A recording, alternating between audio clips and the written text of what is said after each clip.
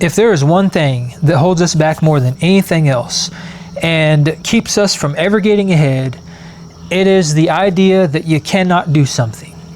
All right, this mindset that we've adopted, and I fell victim to this too. I'm gonna get into that. This is very important. You might want to listen to this because I've gone through some crazy stuff. There are major parts of my life where I believed certain things and I thought them to be 100% true, and I was an absolutist about it. There was no way you could change my mind. And come to find out, I was completely wrong. And I basically proved myself wrong because I had no other choice. I was in desperation mode. I was grasping at straws and I had to make drastic changes. So I did things that pushed me outside my comfort zone. It challenged my beliefs. And by doing that, I completely transformed certain aspects of my life. So this mindset that we've adopted, essentially what it comes down to is that we no longer have an open mind. We're closed-minded about a lot of things because, and I don't want to get too conspiratorial about this, but you know, we've been programmed to believe certain things. We've been indoctrinated. We've been taught. You know, we've gained knowledge throughout our life experience about certain things. And in a lot of cases, the things that we learned, they become ingrained in us. They become a part of who we are. And because those things become so ingrained in us, they start to form our identity. All right, or should I say, we start to form our identity around these ideologies that we have. And that's a very bad thing. So let's take a couple examples here. All right, so for example, if you didn't grow up with money and you're not very good with money and your entire life you basically believe that money is very scarce, it's hard to get, you have to work your entire life to get it, and you know, you have to go do the 9 to 5, you have to work until you're 65 so that you can get out and retire at a ripe old age so that you can maybe enjoy the things you've been putting off your entire life. Most of us in the modern world, we kind of believe that. We believe that to be true because that's kind of how society works for the most part. That's what we see go on around us. Most likely that's what our parents did. We bust our butts, we work a 9 to 5, and it's very hard for us to get ahead. We struggle to make ends meet. So we adopt this mindset to where we believe that, and then we start to form this identity around that. And we do that by spending. We buy into this consumerism mindset. We spend money on the things that we think is going to make us happy. We go out and we buy the new car. We have a car payment. We pay extremely high insurance. We pay extremely high registration. We think we have to get the nicest apartment or the biggest house, so we have a very large mortgage or a very large rent payment. And then we think we have to watch all these shows that everybody's going on about throughout our daily lives, so then we get all the streaming services. And we have to have the brand new iPhone, don't forget about that, and the designer clothes. And we have to buy all the trendy stuff, and you get the point. Consumerism, consumerism, consumerism. That's what it boils down to. But that is us forming our identity around this idea that money is scarce, it's hard to come by, and we essentially can never have enough of it because now we're spending. We're spending every dollar we have. We're struggling to make ends meet because we've bought into this mindset and we've formed this identity around this ideology that makes us believe that money is scarce. But it's scarce because we're spending the crap out of it. If you reduce your expenses, and this is what I've learned because this is exactly what I've done. All right, so I retired out of the workforce at 39. And when I say I retired out, I don't mean that I retired out with a pension. I was not in the military. I never made a lot of money. I didn't make over $70,000 until 2019.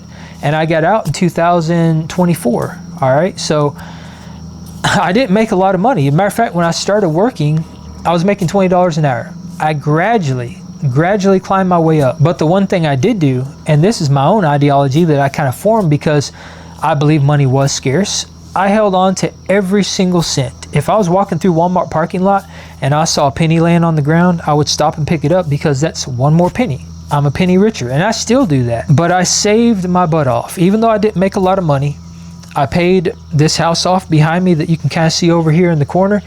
I built it in 2009. I paid it off in less than 4 years, making only about $60-some thousand, like the low 60s. These things are possible. When you get rid of this mindset and you detach yourself from these ideologies that we programmed ourselves with, there are a lot of things that are possible. I'll give you another example. All right, so my entire life growing up, I grew up on a farm.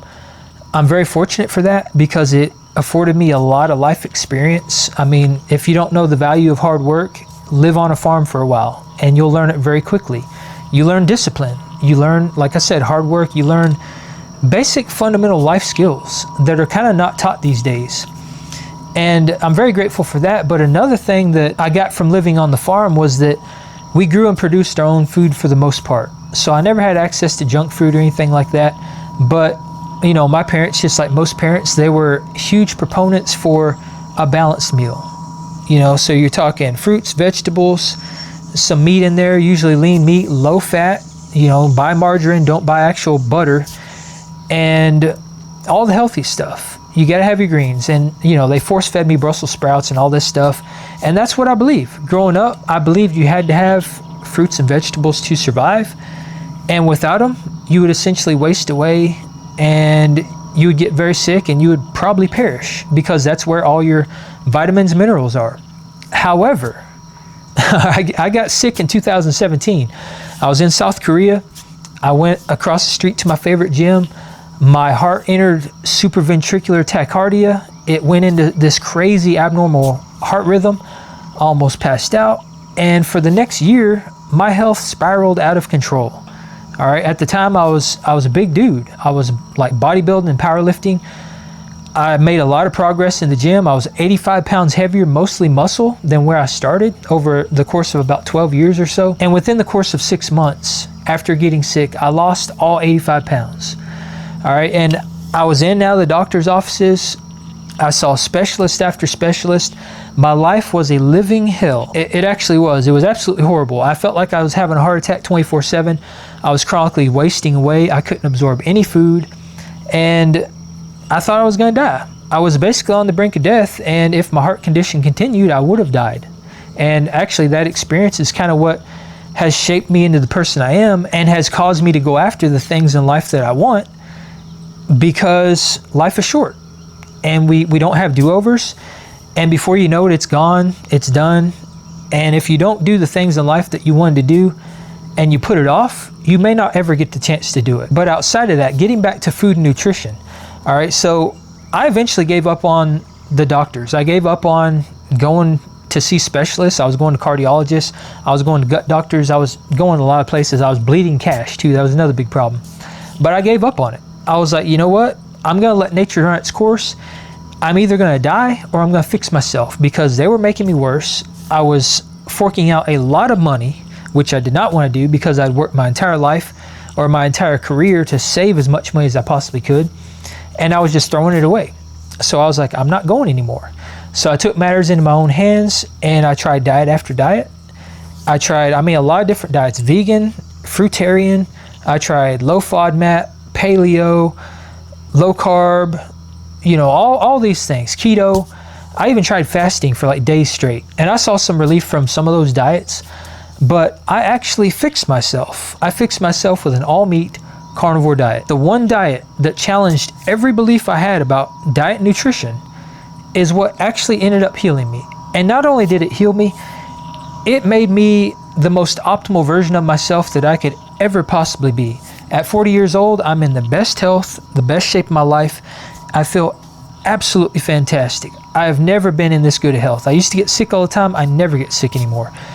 And it was this diet. All right, so the one diet that pushed me outside my comfort zone, that challenged all of my beliefs about diet and nutrition, is the thing that healed me. And 6 years later, I'm still doing a carnivore diet, and I will probably never go back. But the conventional wisdom about the food pyramid and us believing all these things are healthy was turned on its head when I tried this, and it fixed me. So that's just one more example of these ideologies, these deeply held ideologies that we have, and how by having a closed mind about those things, it can really be holding you back. And I'm here to tell you right now, and I'm saying this from experience because I used to be the same way about this. If you really want to see someone's true colors, try talking to them about a topic that challenges their beliefs. Because I'm here to tell you right now, if you have deeply held beliefs and you formed your identity around these ideologies that you have created, if somebody tells you something that you don't believe to be true, and you're closed-minded about it, most people get very, very emotional about that. And I used to be kind of the same way. But the reason they get emotional about it and they get angry is because when you present them with something that challenges their beliefs, you're essentially challenging their identity. All right, because again, they formed this identity around these beliefs.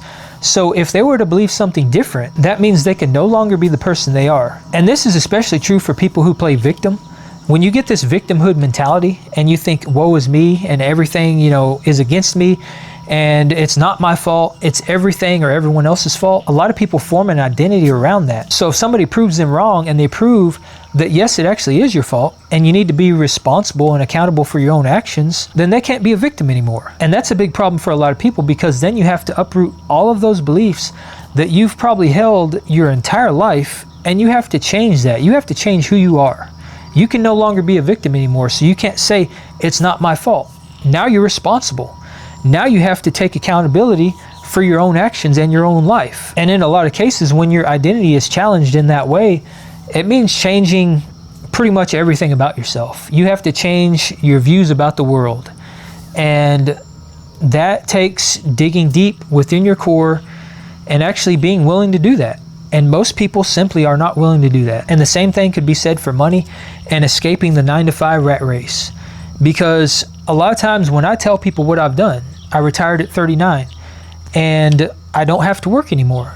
A lot of people immediately jump to insulting me. They jump to saying that you're privileged and that you had to have some sort of special circumstance in order to be able to achieve what you've achieved.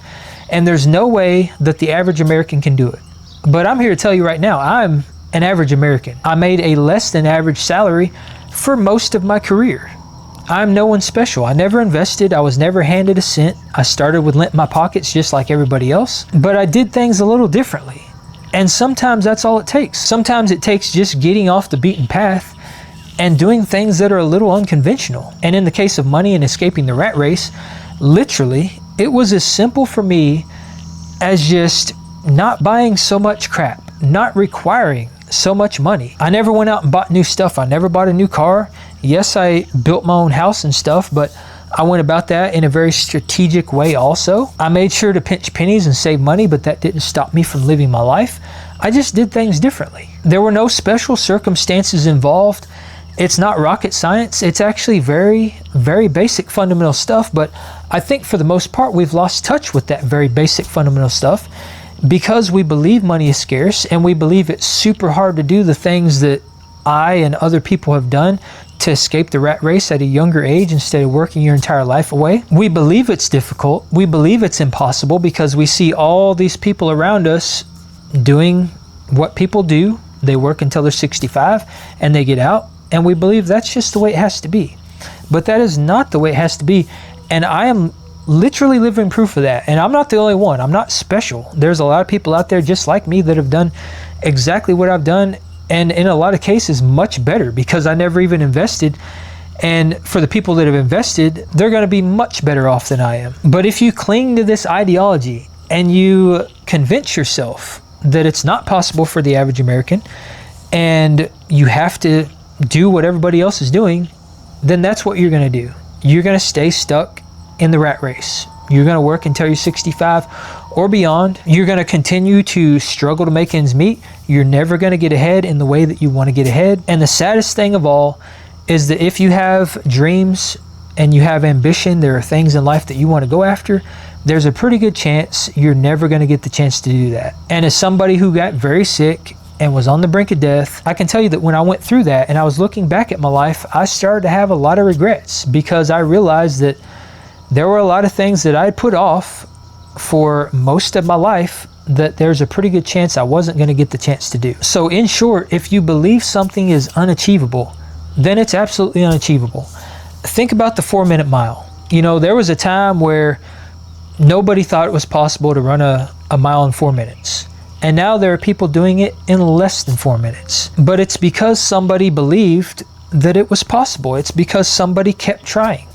And I'm sure there were a lot of failures in order to get to that point. But through those failures and through people believing it was possible, it is now possible. And it probably won't be long before people start running a 3-minute mile or less than a 3-minute mile. But just imagine if everyone in life continued to hold on to these ideologies and just believe that things weren't possible. Our civilization would have eventually collapsed because we wouldn't have invented airplanes. We probably wouldn't have invented boats. There are a lot of technological advances specifically that we probably would have never achieved, medical advances, all these things, matter of fact, all these things in our society hinge off the fact that somebody somewhere believed it was possible. And instead of attacking someone for suggesting an idea that forced their beliefs and challenged their identity, they started to believe that, you know what, maybe it is possible. And maybe I'm going to try to achieve that thing. Maybe I'm going to go after it. And maybe I'm going to fail a lot, but eventually, maybe I'll succeed. And if I succeed, it could change everything. So that's the mindset that we need to have. And throughout my life, especially after getting sick, that's the mindset I've adopted. There's not much in this life that I don't believe is achievable or possible. Even the most outlandish, crazy ideas that I really don't agree with, there's still a little door in the back of my mind that I keep open. I don't fully shut, because what if? What if it is actually possible? What if my beliefs are wrong? And what if what these people are saying is right? How would that change things for me? How would that change things for the world? That's the way I view things now. So if there's one thing to take away from all this, just let it be that closing your mind closes off opportunity. It closes off potential. And if you fall into this trap of playing the victim and being closed-minded and just believing that things aren't possible, then they're never going to be possible. They're never going to be achievable for you. And I say they won't be achievable for you because they will definitely be achievable for other people. And by shutting yourself off from that, you're shutting off your true potential. So instead of getting mad and injecting negativity into the world because somebody says something that challenges your beliefs, realize that your life is the way it is because of the cards you were dealt and the way you chose to play your hand. Realize that if you don't like it, you can change it. Become the dealer, deal yourself your own cards, and create your own game. And the most effective way to do that is to keep an open mind and be willing to change your worldviews. Be willing to be uncomfortable, because a lot of these things that challenge our beliefs and challenge our identity, they make us pretty uncomfortable. But discomfort is where we grow. That's where we progress. If you're comfortable your entire life, you'll never get anywhere. And the great thing about this is that we now live in a world of information abundance. So instead of getting upset about something that challenges your identity, if somebody tells you they did something that you don't believe is possible, go out there and do your own research, learn how to do that thing and do it yourself. The information is out there, and especially with AI now, it'll probably tell you exactly what they did to achieve the things they've achieved. And then once you've learned what you need to learn and you've done the thing, and you have now reshaped your identity to this new belief, pay it forward by passing that information on to someone else who might need it. Because by passing on what we've learned and sharing knowledge, we become more united, we extinguish negativity, and we help free other people that believe they're trapped. Because the truth is, most of us are. And the reason we're trapped is because we have these deeply held beliefs and these ideologies that for the most part simply aren't true. And that's one of the most important points, is that yes, maybe most of us are trapped, but we don't have to be. Being trapped is a choice. And the sooner we realize that, the sooner we can do something about it. So for me personally, I came to these realizations many, many years ago. And I decided that being trapped and being stuck in the rat race my entire life simply was not in my DNA. And if you want to hear about the realizations I came to, click on this video right here.